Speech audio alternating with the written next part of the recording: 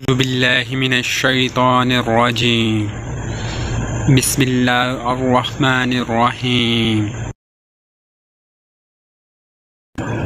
إن الله وملائكته يصلون على النبي يا أيها الذين آمنوا صلوا عليه وسلموا تسليما صلی اللہ علیہ وآلہ وسلم۔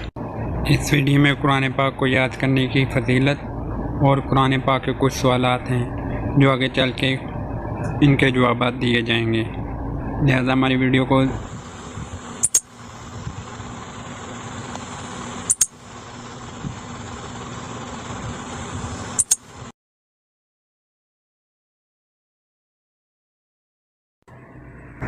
جو شخص قرآن پڑھے اور اس پر عمل کرے تو قیامت کے دن اس کے ماں باپ کو ایسا تاج پہنایا جائے گا جس کی چمک آفتاب سے بڑھ کر ہوگی۔ قرآن پاک کی تلاوت اور موت کی یاد دل کو اس طرح صاف کر دیتی ہے جیسے کہ زنگ آلود لوہے کا سکیل۔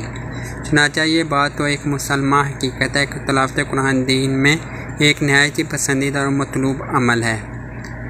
جب دین میں اس عمل کی یہ حیثیت ہے تو لا محالہ ایک مسلمان کے لیے یہ اجر و ثواب کا باعث بھی ہے۔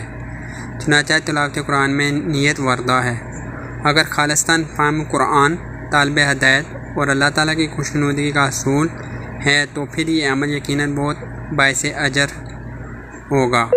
اللہ تعالیٰ ہم سب کو ہدایت عطا فرمائے، آمین۔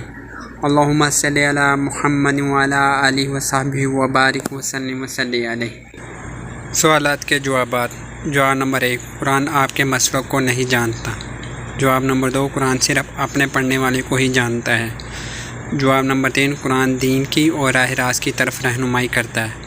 رسول اللہ صلی اللہ علیہ وسلم نے ارشاد فرمایا، قرآن پاک کی تلاوت کیا کرو، قیامت کے دن قرآن اپنے پڑھنے والے کے حق میں سفارش کرے گا۔